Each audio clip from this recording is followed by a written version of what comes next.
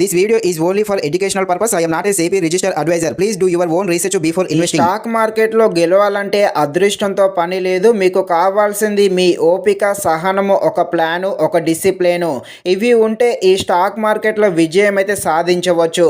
ఇక ఈ వీడియోలో మీరు తమ్ములేలో చూసినట్టుగా ఇంటర్డే ట్రేడింగ్ చేస్తూ ఎలా సక్సెస్ అవ్వాలి, అలాగే ఈ ఇంటర్డే ట్రేడింగ్ ఎలా చేస్తే బెటరు, ఈ ఇంటర్డే ట్రేడింగ్కు సంబంధించిన కొన్ని ట్రిక్స్ అయితే చెప్తాను. ఈ తమ్ములైన్లో ఉన్న వాటి గురించి కూడా చెప్తాను. కాబట్టి మీరైతే మన ఛానల్ని తప్పకుండా సబ్స్క్రైబ్ అండ్ లైక్ చేసి కాస్త నాకు సపోర్ట్ చేసేసేయండి. ఇక ఈ ఇంటర్డే ట్రేడింగ్ అంటే ఏంటో చూద్దాము. మీరు ఈ రోజు కనుక ఇంటర్డే ట్రేడింగ్ చేశారనుకోండి, మీకు లాభం వచ్చినా నష్టం వచ్చినా ఈవినింగ్ 3:30 లోపే సేల్ చేయాలి. ఇది అందరికీ తెలిసిందే అనుకోండి. ఇక ఈ ఇంటర్డే ట్రేడింగ్ సంబంధించిన కొన్ని ప్లాన్స్ అయితే చూద్దాము. ఫస్ట్ మీరు ఈ ఇంటర్డే ట్రేడింగ్ చేసే రోజు ఆ రోజు నిఫ్టీ 50 సెన్సెక్స్ ఎలా ఉందో చూడాలి. ఈ నిఫ్టీ 50 సెన్సెక్స్ ఒకవేళ లాస్లో ఉందనుకోండి, ఆ రోజు మ్యాక్సిమం అన్ని స్టాక్స్ కూడా కిందికి పడిపోతాయి. కాబట్టి ఆ రోజు ఇంటర్డే అయితే అస్సలు చేయవద్దు, చాలా రిస్క్ కూడా. కాబట్టి మీరు నిఫ్టీ 50 సెన్సెక్స్ లాభాల్లో ఉందా నష్టాల్లో ఉందో చూడాలి. లాభాల్లో ఉన్నప్పుడు మాత్రమే ఈ ఇంటర్డే ట్రేడింగ్ చేస్తే మీకు ఎంతో కొంత ప్రాఫిట్ అయితే రావడం జరుగుతుంది. అలాగే మీరు ఈ ఇంటర్డే అనేది గ్రో యాప్లో చేస్తే, ఈ గ్రో యాప్లో హోమ్ పేజ్లో ఇక్కడ ఉంటుందిగా మోస్ట్ ట్రేడ్ అని, ఇది ఉంటుందిగా, ఈ స్టాక్స్లో మాత్రమే చేయాలి. ఇక్కడ మాత్రమే, ఎందుకంటే ఇక్కడ మ్యాక్సిమం ఆ రోజు మంచి మూవ్గా మంచి లాభాల్లో ఉన్న స్టాక్స్ మాత్రమే ఇక్కడ పెట్టడం జరుగుతుంది. సో ఇలాంటి దాంట్లో మాత్రము ఇంటర్డే చేస్తే మీకు ఎంతో కొంత ప్రాఫిట్ అయితే రావడం జరుగుతుంది.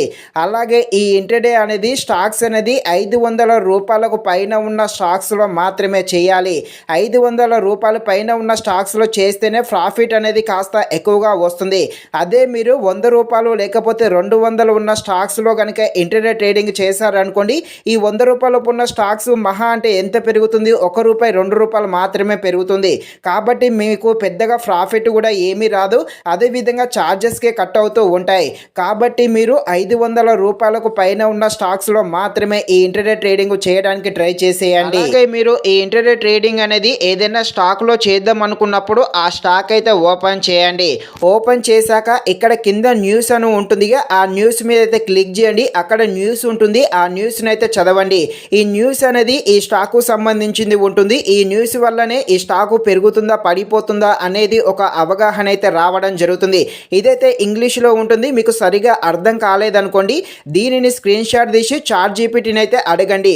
ఆ న్యూస్ వల్ల ఆ స్టాకు పెరుగుతుందా పడిపోతుందా అని చాట్ జీపీటీని అడిగారు అనుకోండి, అప్పుడు చాట్ జీపీటీ చెప్తుంది. ఒకవేళ అది గుడ్ న్యూస్ అనుకోండి, అది గుడ్ న్యూస్ అయితే ఆ స్టాక్ అనేది పెరుగుతుంది, బ్యాడ్ న్యూస్ అయితే ఆ స్టాక్ అనేది కిందికి పడిపోతుంది. కాబట్టి చాట్ జీపీటీ కనుక ఆ న్యూస్ వల్ల ఆ స్టాక్ పెరిగే అవకాశాలు ఉంది అని చెప్పింది అనుకోండి, అప్పుడు మాత్రమే అలాంటి స్టాక్లో మాత్రమే ఇంటర్డే ట్రేడింగ్ చేయడానికి ట్రై చేసేయండి. ఇక మెయిన్గా మీరు స్టాకులో ఈ విధంగా హోమ్ పేజీలోకి వచ్చాక ఎప్పుడైనా మీరు ఈ లైన్ కింద ఉన్నప్పుడు మాత్రమే ట్రేడింగ్ అయితే చేయాలి. ఈ లైన్కు పైన ఉన్నప్పుడు మీరు కనుక ట్రేడ్ చేశారనుకోండి, ఆ రోజు అది కింద పడిపోతే మీకు లాస్ వచ్చే ఛాయిసెస్ అయితే ఎక్కువగా ఉంది. కాబట్టి ఎప్పుడైనా ఇలా కింద ఉన్నప్పుడు చేశారనుకోండి, ఆ రోజు అది తప్పకుండా పైకైతే మూవ్ అవ్వడం జరుగుతుంది. అప్పుడు మీకు ఎంతో కొంత ప్రాఫిట్ అయితే రావడం జరుగుతుంది. సో ఈ విధంగా చేయండి. అదేవిధంగా మీరు కొత్తగా ట్రేడ్ చేశారనుకోండి, ఎక్కువగా అమౌంట్ అయితే పెట్టవద్దు.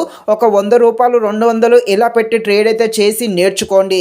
ఇది ఫ్రెండ్స్, మరిన్ని ఇలాంటి వీడియోస్ కోసం అయితే మన ఛానల్ని తప్పకుండా లైక్ అండ్ సబ్స్క్రైబ్ చేయండి. Thank you watching this video. జై Hind. This video is only for educational purpose. I am not a SEBI registered advisor. Please do your own research before investing.